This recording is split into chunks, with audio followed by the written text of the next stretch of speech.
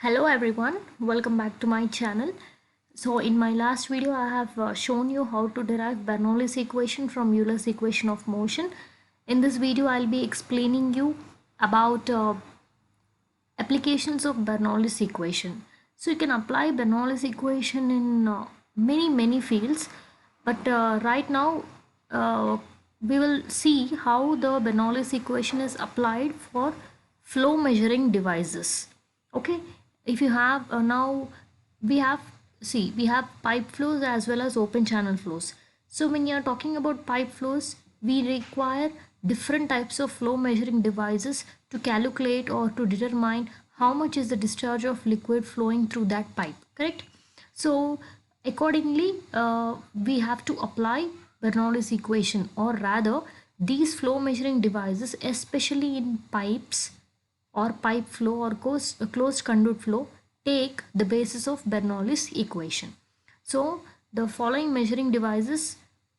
measuring devices which I am going to talk about will be the dependent on Bernoulli's equation. Means they have the basis of Bernoulli's equation. They work on the principle of Bernoulli's equation. Clear? So we have totally three flow measuring devices which work on the principle of Bernoulli's equation. Right now in this video we'll discuss about the first flow measuring device, which is Venturi meter. See, as I've told you, we have three. One is Venturi meter, orifice meter and pitot tube.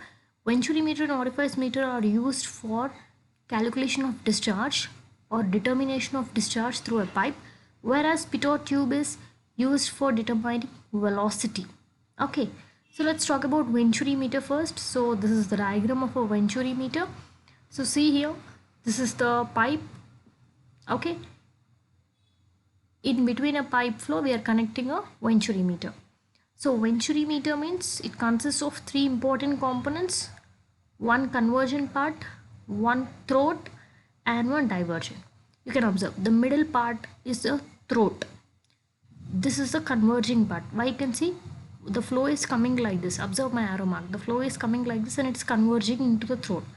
So this is the convergent part, and from the throat it is leaving out in a diverging way. So this is the divergent part. So these three components is inlet or the converging part, throat and the diverging part. So the flow will be from left to right. So next is, I already told you, for Bernoulli's equation to be applied we require two sections. So in case of a Venturi meter I am taking one section at the inlet, which is at the converging part, and the second section at the throat. Okay, our section 1 is at the inlet converging part and second section is at the throat. Now imagine water starts flowing into this pipe, correct? So when water starts flowing into this pipe into the Venturi meter, we should know how much is the pressure of that water. Why? Because we have pressure heads, right? In our Bernoulli's equation, P by rho g, we have the term P. So we should know how much is the pressure of water inside. So literally we can't measure how much is the pressure. So we will calculate pressure head. How? By the help of this tubes. What are they? Now at the inlet and at the throat you will be having a pipe connection. These two ends of the pipe will be connected to a U-tube manometer. Okay, so and these two pipes or the two columns will be connected to a U-tube manometer, which is consisting of mercury. So once water starts traveling into this, what will happen? You can observe the fluctuation of mercury level in the U-tube, and taking that height, you can, keeping one reference line and taking that heights, you can measure what is a pressure head. Okay, that I'll be explaining you. So see here, a Venturi meter is a device used for measuring the rate of flow of a fluid flowing through a pipe, which I've told you already. It consists of three parts: a short converging part, as I've told you here, and you have a throat here, and you have a diverging part. And already I told you the most important point is it's based on the principle of Bernoulli's equation, and also remember we will be using continuity equation also. Okay, so now let's calculate. I already told you it is used for calculation of discharge. So let's see what is the formula for discharge through a Venturi meter. So consider a Venturi meter fitted in a horizontal pipe as shown in figure. So you have a venturi meter fitted inside a pipe, okay, or in between a pipe, whatever you call, and say there is water flowing inside, okay. So D1 is the diameter of the pipe at inlet or at section 1, P1 is the pressure at section 1, V1 is velocity of fluid at section 1, A is or A1 is the area of cross section section 1, which is pi by 4 d square. This is A1, okay.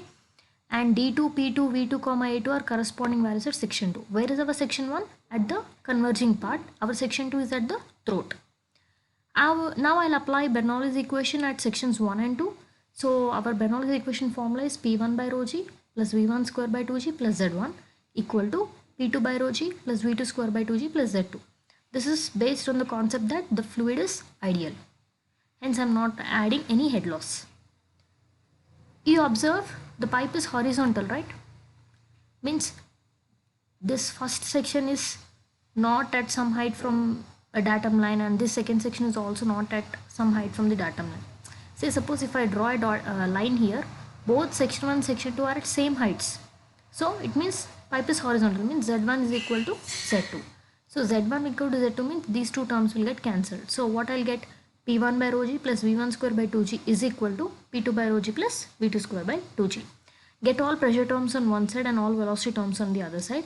So this P2 by rho g will come this side. It will become P1 by rho g minus P2 by rho g is equal to, this V terms will go on the other side, V2 square by 2g minus V1 square by 2g. So I can write this as directly P1 minus P2 by rho g equal to V2 square by 2g minus V1 square by 2g. So just now I was talking about the difference of pressure head at both sections 1 and 2, correct? P1 minus P2 by rho g is called as difference of pressure head at sections 1 and 2, and this value is equal to h. As I've told you h, remember what was h I told you? How we'll get this value of h? Since we can't see practically what is the pressure of water inside the sections, we will connect this outlets from section 1 and section 2 to a U-tube manometer, which is filled with mercury or any other liquid. So depending upon the fluctuation of mercury level, we will be writing the value of, or we will be determining the value of pressure head, which is denoted by the formula which is denoted by small h, okay.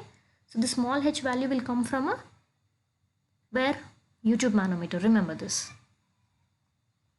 So this h is called as P1 minus P2 by rho g, or difference of pressure head.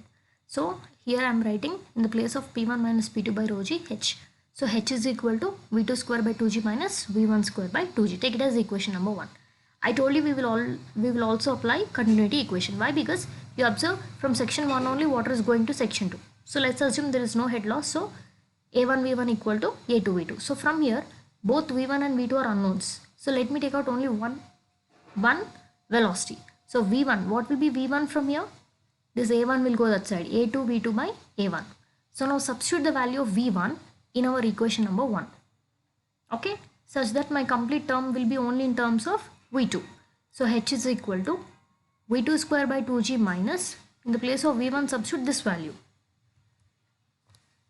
We will be having only one unknown, which will be V2, okay. So h is equal to V2 square by 2g minus, in the place of V1 substitute this entire value. So it will be A2 V2 by A1 whole square by 2g.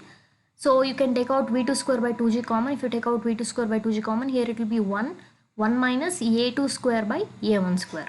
So if inside the bracket you take an LCM, it will be V2 square by 2g into A1 square minus A2 square by A1 square, okay. Now what you do is send this 2g to the left hand side. What is there on the left hand side? H. So it becomes 2gh is equal to V2 square into A1 square minus A2 square by A1 square. Clear? We want velocity 2, okay. So what will be V2 square now? 2gh is equal to V2 square into A1 square minus A2 square by A1 square, correct? So what will be V2 square? 2gh into A1 square by A1 square minus A2 square. Just sending this and that side. So from here what will be V2? Under root of 2gh A1 square by A1 square minus A2 square. So finally what will be V2? Under root of A1 square will be A1. So it is A1. Root 2gh we can't do anything, so it's root 2gh. By under root of this term also will be under root of A1 square minus A2 square. So finally I got the value of V2. Now what is the formula for discharge? Discharge is either A1 V1 or A2 V2. I got the value of V2, right? So then I can calculate discharge, right? Why? Because my ultimate aim is to calculate discharge using a Venturi meter. So discharge formula is Q equal to A2 V2. A2 into what is V2? Just now we got A1 root 2 GH by under root of A1 square minus A2 square. So finally what is Q? A1 A2 root 2 GH by A1 square minus A2 square. This is our equation for calculation of discharge under ideal conditions for a Venturi meter. So what is that we have done? We didn't do anything. We just took Bernoulli's equation. We made the pipe horizontal. Then we brought all pressure terms on one side, all velocity terms on the other side. Then we wrote P1 minus P2 by rho g as h. This value of h will come from the YouTube manometer. Then we took continuity equation and we wrote V1 in terms of V2. Then we substituted that back in h. Then from there I tried to calculate the value of V2.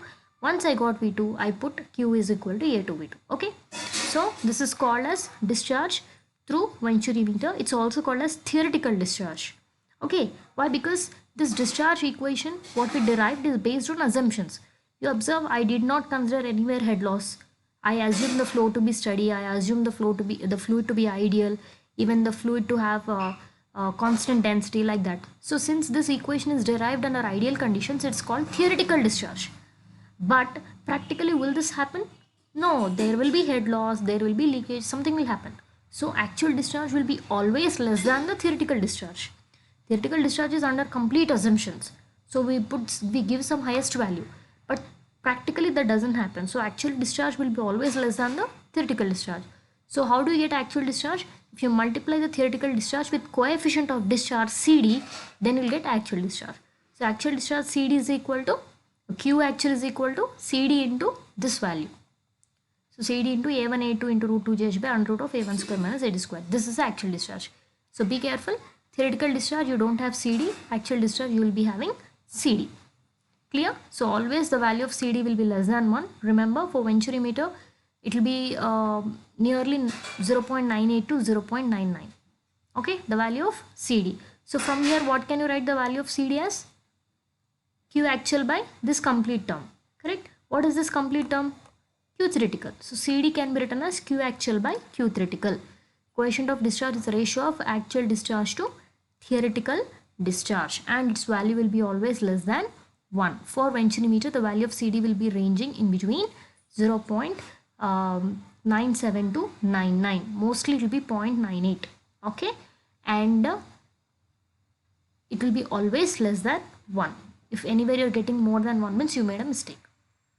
Now I was talking about H. So see here, CD, they will be giving us coefficient of discharge for Venturi meter. A1 means pi by 4 d1 square. If you know the diameter at the inlet, you can put pi by 4 d1 square and get A1. A2 will be diameter at the throat, area at the throat. You know the diameter at the throat section, calculate A2. A1 A2 square also same. Under root of 2 into G is 9.8 into H. Now we require what is H now. I told you H will come from YouTube manometer. Let's see now. The value of H is given by differential YouTube manometer. So we have two cases for calculation of H. The first case is, let the differential YouTube manometer consist of a liquid which is heavier than the liquid flowing in the pipe. Means, for example, if there is water flowing in the Venturi meter and there is mercury in the YouTube manometer. Now tell which is heavier in both. Whose density is more? Obviously mercury density is more, correct?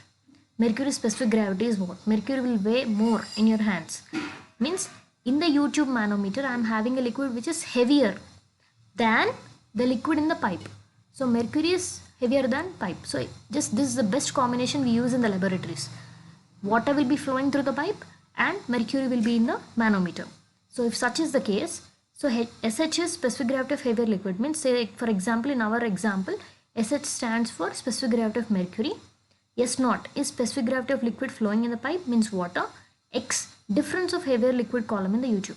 Now as the pressure in our Venturi meter is changing, as the water pressure in the Venturi meter is changing, what will happen?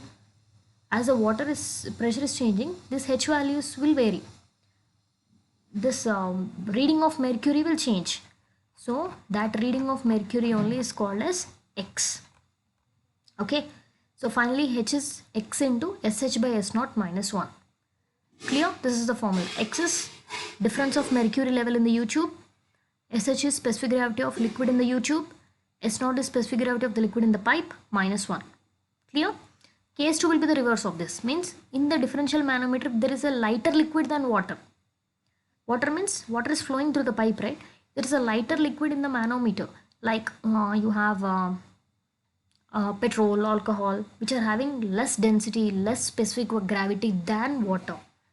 Then our formula of H will turn to X into 1 minus SL by S0. Clear? Why? Because its value is less than 1, no? So 1 minus. X is again difference of mercury level in the manometer. SL is specific gravity of the liquid in the manometer. S0 is the specific gravity of the liquid in the pipe. Now let's see a problem. A horizontal venturimeter with inlet and throat diameters 30 cm and 50 cm respectively is used to measure the flow of water. So inlet diameter is given D1, throat diameter is given D2. You can calculate A1, A2. The reading of differential manometer connected to the inlet and throat is 20 cm of mercury. Means X value is given. Determine rate of flow. You require Q. Take CD equal to 0.98. Means coefficient of discharge is given. Means you should calculate Q actual. So as I've told you, D1 is 30 centimeters, so it is 0.3 meters. So A1 will be pi by 4 of D1 square, which is 0.0706 meter square. Next, diameter of the throat D2 is 15 centimeters, so 0.15 meters. A2 pi by 4 into D2 square, 0.0176 meter square. Next, I told you reading of differential manometer is X, which is 20 centimeter of mercury, which is 20 by 100, 0.2 meters. Given coefficient of discharge CD is 0.98. Now I told you, you have to see whenever a problem on venturimeter is given, you have to check whether it falls under case 1 or case 2. Now you should tell me whether this is case 1 or case 2. Obviously this is case 1. Why? Because water is flowing through pipe and he's telling mercury is there in the manometer. So obviously it is case 1. So the formula of H is X into SH by S0 minus 1. Specific gravity of mercury is 30.6. Specific gravity of water is 1. X is 0.2. So just substitute the values, will be 2.52 meters is H. So put up the formula for discharge through venturimeter Q. A1 A2 root 2JH by under root of A1 square minus A2 square into CD. So substitute all the values, you'll get 0.125 meter cube per second, or to get in liters, just multiply with 1000, 125.16 liter per second. Clear? This is how you need to solve. The only careful where you have to be is putting the formula of H. Check whether it is case 1 or case 2. And I'll tell you, you can solve this problem without converting the centimeters also. But why? Because see, diameters are in centimeters, X is also in centimeters. But I generally tell my students not to do in centimeter. Why? Because even though you go on doing everything, when you come here, in the place of Q, you put A1, A2 under root of 2 into G, what you will put? 9.81. Correct? What is 9.81? Meter per second square. Correct? So unknowingly, unconsciously, since from childhood we are trained with 9.81 meter per second square, we will directly put 9.81. We will forget that A1 and A2 and H are in centimeter. So entire Q will go wrong. Correct? So better convert into meters as we do regularly. Okay? So this is the expression for discharge through venturimeter. Hope you understood the video. And for the notes of this video, please click on the description of this video. You'll get the link. Download. Wait for the next videos where I'll be talking about orifice meter as well as pitot tube. Okay.